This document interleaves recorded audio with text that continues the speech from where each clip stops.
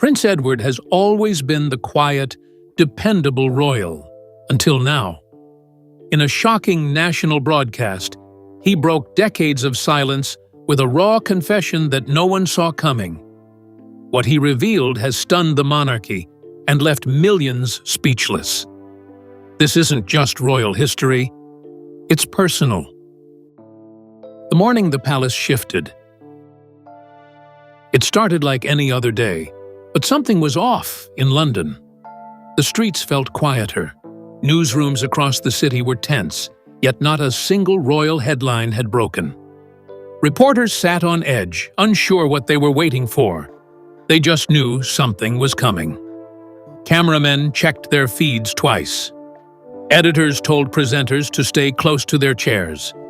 Even before a single word was said, the energy had changed. Inside Buckingham Palace, something stranger was happening. The usual buzz of phones and footsteps was missing. Staff walked slowly, speaking in low tones. One name, Prince Edward, was passed from person to person, not with panic, but confusion. Edward? Why him? He was never the one in the middle of royal drama. But today, for some reason, he was the center of it all. By midday, the silence finally broke, and it shook the entire country. A single sentence appeared on the palace press release board.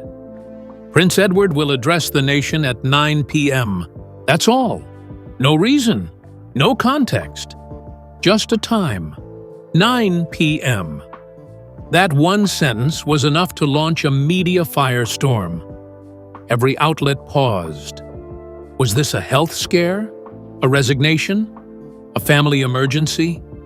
And why Edward, the royal who rarely spoke in public, let alone addressed the entire nation? What made it even more shocking was how unprepared the press seemed. No pre-leaks, no planned coverage. The BBC, ITV, and Sky News cleared their schedules within the hour. Commentators couldn't hide their nerves. As one anchor whispered live on air, "We've never seen Edward step forward like this. Never." So what's pushed him to the front? It wasn't just the press feeling it. Across the UK, people sensed this was something serious. In Scottish pubs, TVs stayed on mute as customers leaned in closer. In Welsh living rooms, families ate dinner in silence. Even in schools, teachers whispered in hallways. Something was coming, and it wasn't routine. Edward, after all, had never been the rebel. He had never caused a scandal or chased the spotlight. If William was the heir, and Harry was the wild card, Edward was the steady hand. Quiet, polite, always dependable. So for him to break tradition and call a national address? It sent shivers across the kingdom. Rumors swirled, but no one had answers. And that was the scariest part. It wasn't what was being said. It was what wasn't being said. No updates from Clarence House, no whispers from royal insiders. Just silence, followed by a clock slowly ticking toward 9 p.m. And when that hour finally came, millions were watching, holding their breath. People didn't know if they were about to see a resignation, a confession, or a collapse. They only knew one thing: the quiet prince had something to say. When a royal who never speaks suddenly asks for the nation's attention, you know the silence was hiding something heavy. A prince who never seeks the spotlight. Prince Edward had always been different. In a family filled with public giants and private storms, he chose the shadows. No drama, no interviews, no explosive memoirs. He was the prince people rarely talked about. Not because he lacked purpose, but because he never made noise.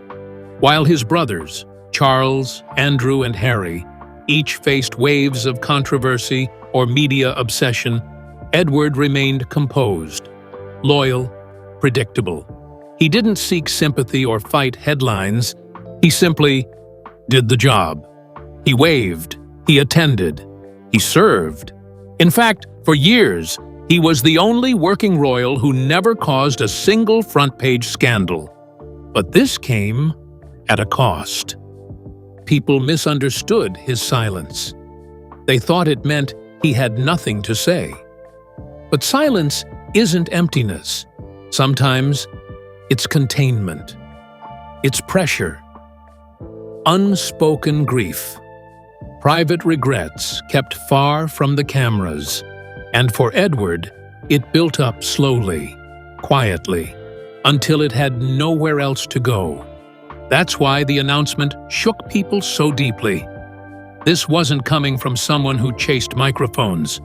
This was a man who had avoided them his entire life. So when Edward finally chose to speak, it wasn't for attention. It was a crack in the dam. Something long buried, finally rising to the surface. For decades, he was seen as the royal who held it all together. While others faltered, Edward was the one who picked up the pieces. He took over charities, stood in at events, and represented the crown with quiet grace. Behind closed doors, palace aides called him the Fixer. Never flashy, always there when needed. But, as Edward would later reveal, that image was only part of the truth, because beneath the polished smile was a man struggling to balance two identities: the prince who always said yes, and the son who never got to say what he felt. When the announcement for the 9 p.m. broadcast was made, royal watchers didn't just feel shock, they felt concern. "He's the last person you'd expect this from," one former royal staffer told a local paper. "Which means it's probably been building up for years." And they were right. This wasn't about duty or health or title. It was personal, emotional, and overdue. And in just a few hours, the world would see that the prince who stood silently behind others for most of his life had finally found his own voice. And it would change everything. Because the moment Edward stepped in front of that camera, something in him and something in the monarchy shifted. "I've never asked for the spotlight," he would soon say, "but tonight I have to stand in it." The nation holds its breath. By the time the clock struck 8 p.m., the United Kingdom was frozen. The mood wasn't excitement. It was tension, heavy, dense, and impossible to ignore. Supermarkets closed early, pubs turned down their music, and people across the country rushed home. No one wanted to miss what was coming. This wasn't just any royal speech. It wasn't scheduled.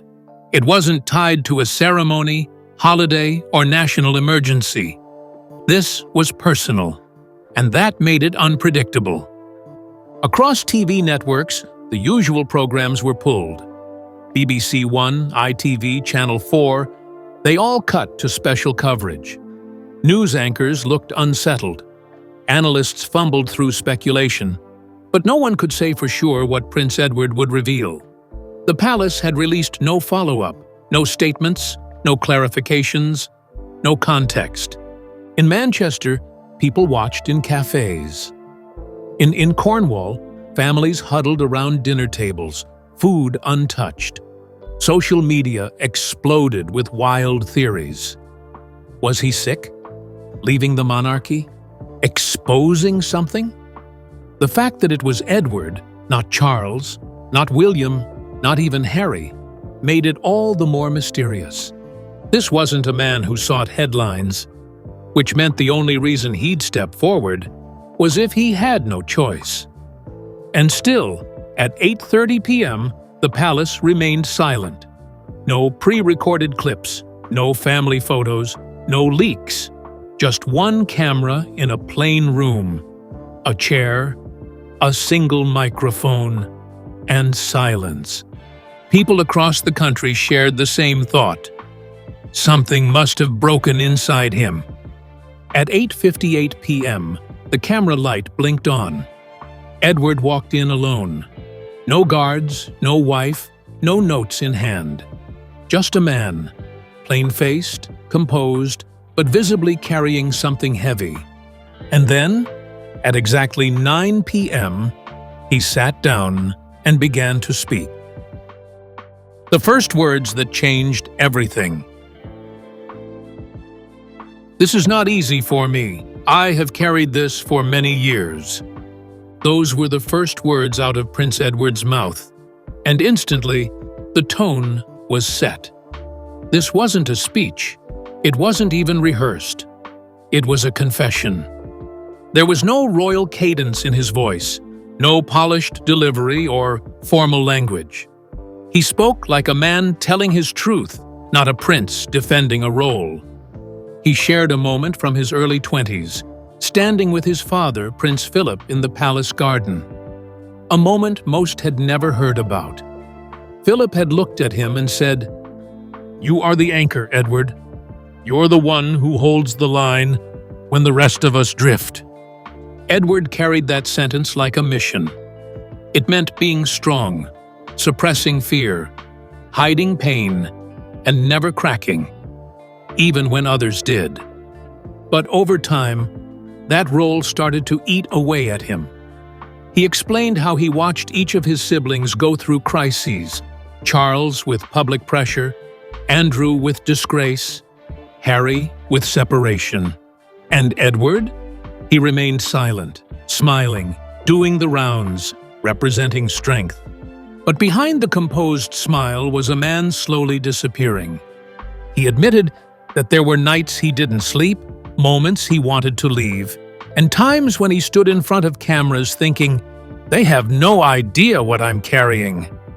Then, the most revealing line came. A pause, and then, "For decades, I thought being quiet was the noble thing. But sometimes silence isn't strength. Sometimes it's surrender." That sentence broke social media. People saw it all differently now. The ribbon cuttings, the formal handshakes, the long pauses at events. Edward hadn't just been the stable royal. He had been the invisible one, hiding his struggles behind duty. And yet, he made it clear. This wasn't about blame. He wasn't pointing fingers. He wasn't turning on his family. He was simply telling the truth for the first time. The world was watching. Tens of millions from across the UK and far beyond. And in those first few minutes, Edward did something no royal had done before. He broke the illusion, not with scandal, but with raw, painful honesty. "I stood for everyone, but never stood for myself," he said quietly. "Tonight, I am no longer the anchor. I am simply Edward." A lifetime of silent sacrifice. Prince Edward didn't cry, but his voice, measured, low, and heavy, carried a kind of grief that needed no tears. "I was raised to serve," he said, looking straight into the camera. "But I was never taught how to feel." He spoke of what it meant to be born into the royal machine. From a young age, his life was dictated by calendars, schedules, and expectation. His days were built around appearances, not expression. Every emotion was trained to stay behind the eyes. Pain had no place in the palace. He recalled moments when his siblings struggled publicly, scandals, separations, health issues, while he stood behind them, silent, never questioned, never reacting, because that was his job. "I wasn't allowed to fall apart," he said, "not even in private." Edward revealed how every time he wanted to share what he was going through, the exhaustion, the frustration, even the loneliness, he held back. He told himself it was selfish, that he had to be the strong one, the reliable royal. And people noticed, but they misunderstood.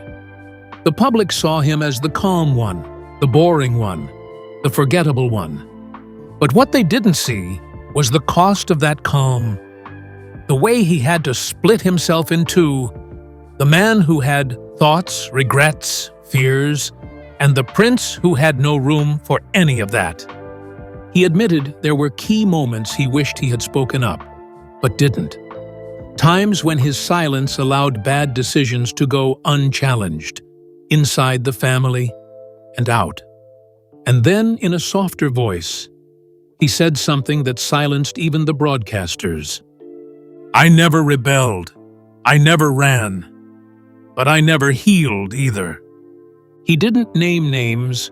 He didn't talk politics. He didn't blame the institution. But it was clear this was a man who had lived his entire adult life as a supporting character in his own story. And now, finally, he was stepping out of that role because the silence had cost him something he would soon reveal. Something that changed how he saw duty and family. And that moment of failure, the one he couldn't forget, was coming next. The day he failed the Queen.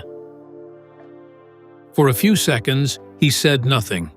Then Edward took a breath, lowered his gaze, and spoke words no one expected. "There's one day I carry with me every hour." It wasn't a scandal. It wasn't a political crisis or media disaster. It was something quiet, deeply personal. A day that changed how he viewed everything, including himself. It had happened in 2002, just after a family emergency the public never knew about. The Queen had called for a private gathering, not a meeting, but a moment she needed with her children. Something emotional, something fragile. Edward was booked that day, a military event in Belfast. Speeches, handshakes, the usual. He had a chance to cancel, but he didn't.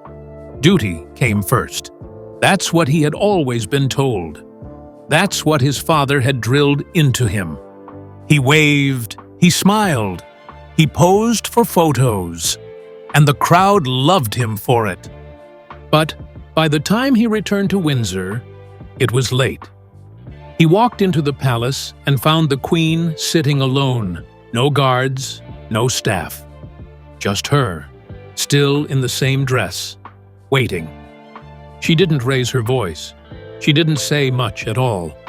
She simply looked at him, with eyes that were kind, but disappointed. That look, he said, never left him. "She didn't scold me. That would have been easier. She just sat there. And in that silence, I knew I had chosen the wrong thing." He didn't need to explain the rest. The audience understood. It wasn't about the event. It was about being present, not as a prince, but as a son. He had chosen the crown over connection. From that day on, he tried to make up for it. More appearances, more involvement, more loyalty. But nothing quite erased that moment. The Queen never mentioned it again, but Edward felt it every time they shared a quiet moment. "I believed I was honoring duty," he said, "but I failed to honor her heart." It wasn't a scandal. It wasn't explosive. But for Edward, that moment had become the one he could never forgive himself for. And it was the first time the world saw it. Not just the burden he carried, but the wound that never closed. And with that, the public knew. This wasn't just a confession. It was a release. The broken moment that never healed. There are certain memories that don't fade. For Prince Edward, it was that one corridor, the red-carpeted stretch leading to his mother's private room in Windsor. He walked it dozens of times over the years, but after that night in 2002, it never felt the same. He told the nation what haunted him wasn't a headline or public mistake. It was a moment of quiet, the kind that slips into your bones and never lets go. "She was kind that night," he said, eyes fixed on the camera. "That's what broke me." He described walking that hallway after his event, knowing he'd chosen the public over the personal. He didn't expect applause or anger, but he also didn't expect that look. Not from Queen Elizabeth II, the monarch, but from his mother. She didn't speak of disappointment. She never brought it up again. But Edward saw it, not in her words, but in her stillness. And it stayed with him. Every speech he gave after, every ribbon he cut, every hand he shook, part of it was for her. Part of it was to erase that one mistake. But it never worked. "She didn't need a prince that day," he said softly. "She needed her son." That sentence cut deeper than any scandal. Because Edward wasn't crying out for attention, he was mourning a moment he could never get back. He admitted he'd kept this inside for 23 years. Even after her passing in 2022, he hadn't spoken of it. Not to his siblings, not to palace staff. He had buried it, as he'd been trained to do. But burying grief doesn't remove it. It just makes it quieter and heavier. And that's why he was speaking now. Not for pity, not for headlines, but because silence had cost him something sacred. The moment she was gone, he realized duty without presence was hollow. And that heartbreak had followed him, quietly shaping every part of his adult life. But now, after years of holding it in, he was finally ready to face it. And what came next would shift the monarchy, not through rebellion, but through revelation. The decision that shook the monarchy. What came next stunned the country. Prince Edward sat straighter, looked directly into the lens, and said the words no one expected. "I will be stepping back from royal duties, effective immediately." It wasn't dramatic. It wasn't angry. It was clear, honest, and final. The man who had been called the monarchy's most dependable figure, the one who never made trouble, who always showed up, was stepping away. But this wasn't a scandal. It wasn't a protest. It was something far more personal, and somehow more powerful. "This is not a retreat," Edward said. "It is truth, and truth has a cost." He spoke of how he had served faithfully for over 4 decades, attending more than 7,000 public events, supporting causes quietly, and filling gaps no one else wanted to take. But inside, he was split, between the prince the world saw and the man he never let exist. Now, at 61 years old, he was choosing to live as one person. A man who could feel what he felt, speak when he needed, and stop hiding behind duty. He didn't blame the monarchy. In fact, he praised it. "It gave me purpose," he said, "but it also took pieces of me I never got back." Edward stressed this wasn't abandonment.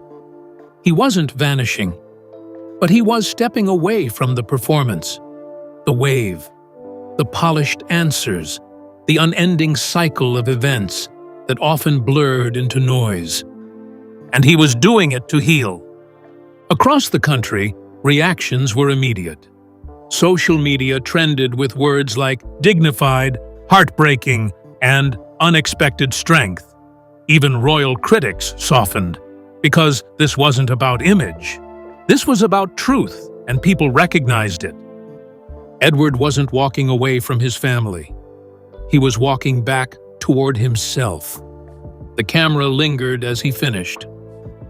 "I have worn the uniform of duty my entire life," he said. "Tonight, I choose to be a whole man, not a half-royal." And with that, the monarchy felt it. Not a crack, but a shift. Not from defiance, but from courage. The king's quiet response. As Prince Edward's final words faded, so did the screen. No anthem, no statement, just silence. Inside Buckingham Palace, that silence hit hard. Staff stood still. The air felt heavier than usual, and just 20 minutes later, a message came from King Charles III. It was brief, only 6 lines, but powerful. My brother has spoken with honesty and courage. I ask the public to meet his words with grace. Service comes in many forms, and I support his choice to find peace in his way. There was no spin, no denial, just support. A quiet, rare royal embrace. This wasn't handled like a scandal. No war room, no press briefing, just stillness. Privately, sources said Charles watched the broadcast alone in his study. When it ended, he reportedly said, "I hope he finally sleeps well tonight." The rest of the family, Camilla, William, Anne, stayed silent. But inside the palace, the mood wasn't one of shock. It was reflection. Edward hadn't damaged the crown. He had softened it, made it feel real. And now one question echoed everywhere. What does royal duty look like when it's finally about meaning, not performance? That question hadn't been asked in decades, until now. A new chapter for the crown. The next morning, the palace was still. No press, no follow-up statements. Prince Edward was seen leaving St. James's Palace in a black car, unescorted, alone. Staff quietly lined the corridor, not out of duty, but respect. Many had worked with him for years. Some nodded. Others wiped away tears. Edward wasn't famous for drama. He was remembered for kindness. The prince who noticed people most others didn't, who remembered names, birthdays, and always spoke gently. As he stepped into the car, he looked once toward the sky over Windsor. In his mind, he didn't see the Queen, he saw his mother. Not disappointed, proud. That day, something changed. Not in law, but in the way people felt about the monarchy. Less rehearsed, more human. Across the country, the headlines were different this time. Raw. Brave. Authentic. One palace aide said it best. He didn't walk away in anger. He walked toward healing. Edward didn't break tradition. He freed himself from it. And sometimes, the strongest legacy isn't built on royal duty, but on the quiet courage to say, "This role no longer fits." Edward didn't seek headlines, but he made history.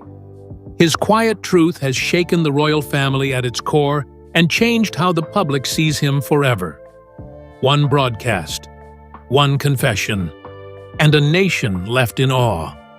Because sometimes the loudest moment comes from the quietest voice.